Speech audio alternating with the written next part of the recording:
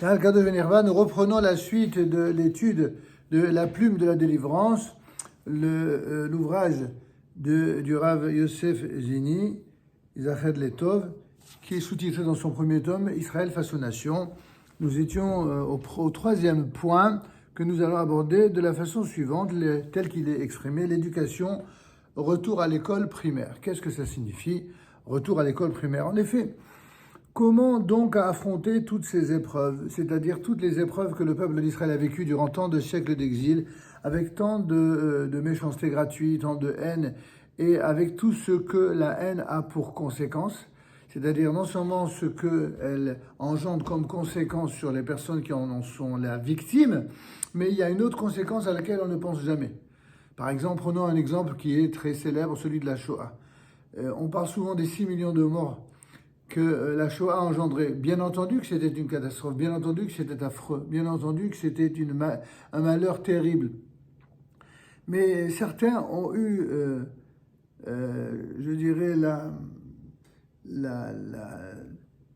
bonne foi de penser et surtout l'innocence, pour ne pas dire l'innocence coupable pour certains, de feindre, d'affirmer qu'il y aura never more again, il n'y aura plus jamais ça.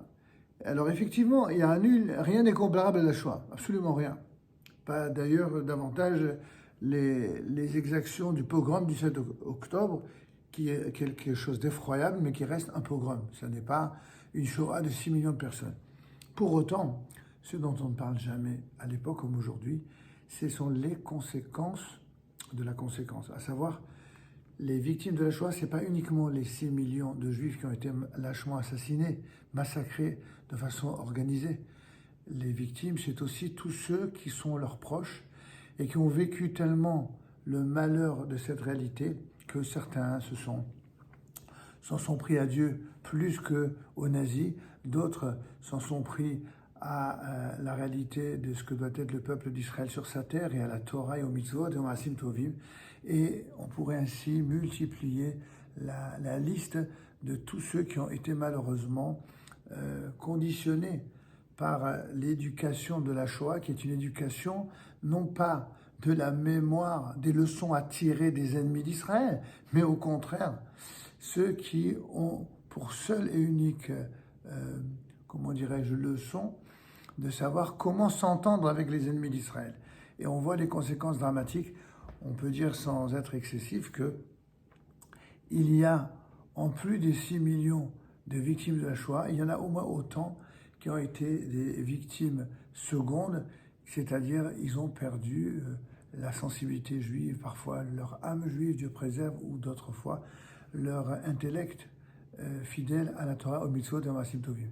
Parce que effectivement, les malheurs engendrent ces deux conséquences-là. Et c'est pourquoi, nous dit le Rav, il y a une nécessité d'éduquer, voire de rééduquer ceux qui, à la suite de ces épreuves millénaires, ont engendré une nouvelle catégorie de juifs qui se sont habitués à se déconnecter de Dieu, de la Torah, des mitzvot, de leur judaïsme. Et cette déconnexion leur a donné à penser qu'ils pouvaient ainsi affirmer, comme on le ferait dans une agora, que finalement chacun pense ce qu'il veut. Il y a une force de réflexion chez chacun, c'est évident, et personne ni ne le conteste ni le souhaite.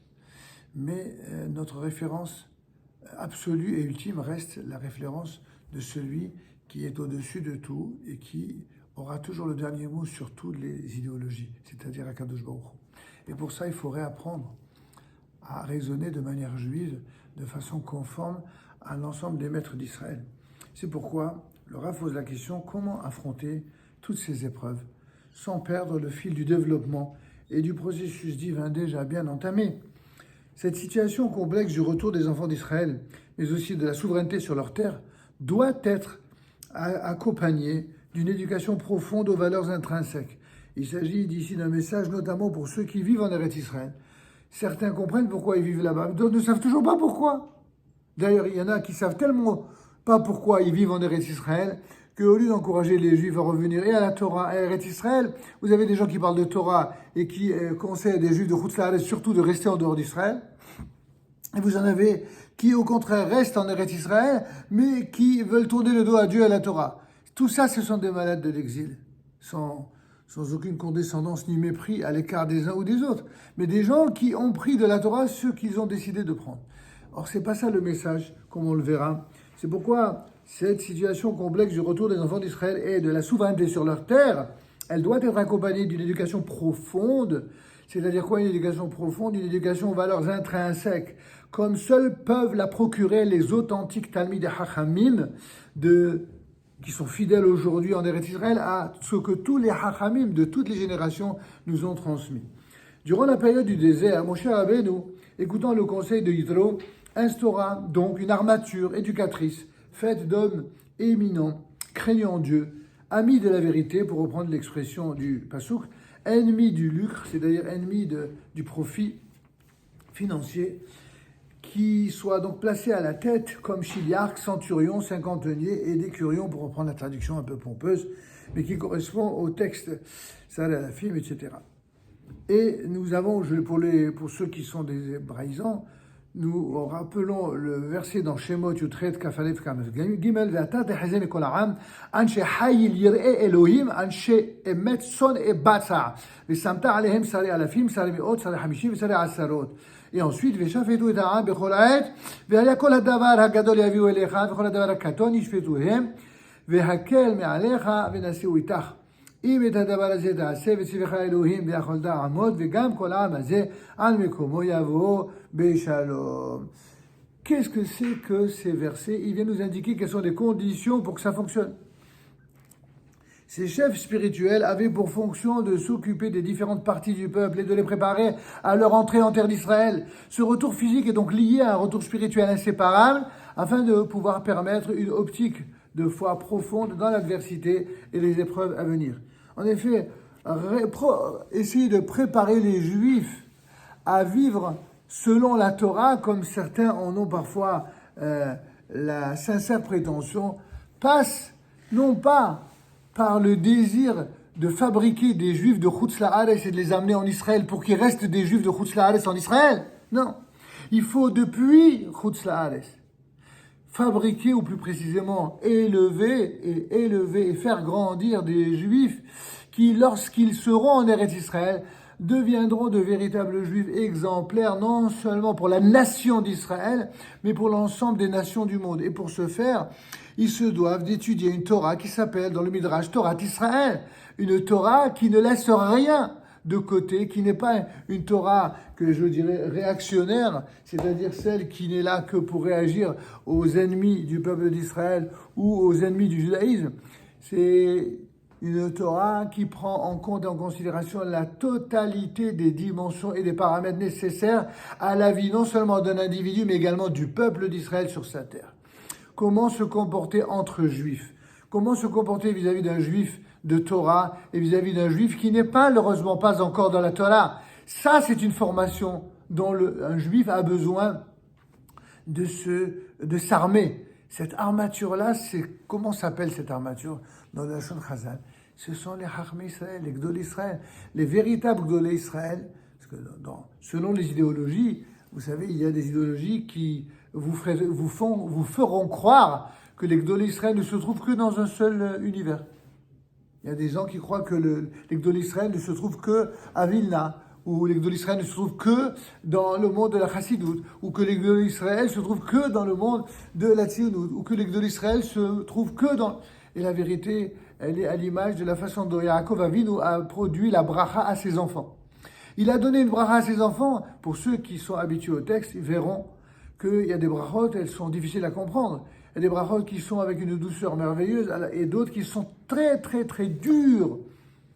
En fin de compte, il faut savoir, et c'est ça la gdoula d'un gadol, c'est ça la grandeur d'un grand d'Israël. C'est de savoir comment il faut parler, à qui il faut parler. Vous avez effectivement des gens qui, parce que ils ont été cajolés, chouchoutés, alors il faut leur parler avec des pincettes. Parce que si vous leur parlez autrement, ils croient que vous les agressez même lorsque vous leur parlez avec douceur. Il suffit de dire quelque chose qui remet en cause leur confort intellectuel ou spirituel, alors ils auront l'impression d'être agressés. Vous en avez d'autres, au contraire, lorsque vous leur parlez, quelle que soit la manière dont vous leur parlez, ils sont avec un sourire, parce qu'ils ont une armature, ils ont un koah, tant idéologique, moral, spirituel, tellement fort, qu'ils ont cette intelligence de discernement, de savoir qui leur parle. Et ça, c'est le propre d'un talmide. Un véritable talmide, c'est celui qui accepte que le Rav lui dise des choses qui sont des choses de vérité, même si parfois ça le remet en cause, même si parfois ça le met mal à l'aise. Parce qu'il sait que celui qui lui parle ainsi, ça n'est pas pour être méchant, ça n'est pas pour être indélicat, mais uniquement pour l'élever, pour l'amener à un niveau supérieur. La Gemara dans Psachim nous enseigne, par exemple, que bien que une des plus grandes fautes de toutes les fautes de la Torah, c'est le Lashon Hara, il y a quand même une exception, où c'est moutard de faire du Lashon Hara. Comment ça? Oui, il est permis de dire du Lashon Hara lorsqu'on s'adresse à un Talmid Chacham et que l'on parle de son élève ou de son fils. Pourquoi? Parce qu'un Talmid Chacham, si on lui dit quelque chose de pas terrible, de pas agréable sur son fils ou sur son élève, et qu'on le dit évidemment pas dans l'intention de lui dire du mal, dire de mal de lui, mais vraiment parce qu'on sait que le seul qui peut avoir une influence sur l'élève ou sur le fils, c'est le Talmid Chacham, et que c'est dit dans cette intention-là, bevadaï, que ça ne s'appelle pas du Lashon Hara, en tout cas du Lashon Hara classique, assour, c'est du Lashon Hara qui est permis dans le but de permettre au seul qui aura une influence positive et favorable sur l'élève ou sur le fils, de lui dire quelque chose qui lui permettra de grandir. C'est le seul, ça, tout le monde dit pour un oui, pour un non. Les gens qui vous disent, je vous dirais, faites attention, même dire du bien, c'est des choses là. Ça, c'est des gens qui ne sont pas très profonds. C'est juste des gens qui veulent vous faire fermer la bouche et tout. La différence d'un Talmid Chacham, il vous dit des choses de manière le plus complète. On ne peut pas toujours tout dire, même dans nos vidéos, on ne peut pas toujours tout dire en un seul message. Mais ce message, il est essentiel pour comprendre le lien avec ce qu'on a dit juste avant, à savoir la bracha que Yaakov Avinu a donnée à l'ensemble de ses enfants. On voit que des fois, il parle avec douceur, d'autres fois, il rentre dedans. Quand il dit Shimon et Lévi, Achim, Shimon et Lévi, ce sont des frères. Ça veut dire quoi, ce sont des frères? C'est des vrais frères qui se comportent comme des frères. C'est exemplaire, c'est une bracha. Mais après, il va leur dire quoi? Il va leur dire que, attention, que les Hamas, que agir avec violence, ça n'est quelque chose qui est bien que lorsqu'il s'agit d'éradiquer les descendants de Amalek. Lorsqu'on a affaire à des voyous, des assassins, il faut être violent avec eux et il faut les éradiquer totalement. Et là, on a quelque chose à apprendre de Shimon et Lévi, qui sont des tzaddikim gdolim. Il ne faut surtout pas, comme les Ramé à la saute, qui viennent nous dire, oui, bon, Yaakov, il a dit, mais enfin, il faut comprendre ce que dit Yaakov. Yaakov Avinu, il va nous dire qu'il faut parler aux enfants selon ce qu'ils sont. Si quelqu'un, il a du caractère, il faut lui parler avec franchise, avec caractère, parce que lui, il est en mesure, c'est un battant et un combattant, il est capable d'écouter.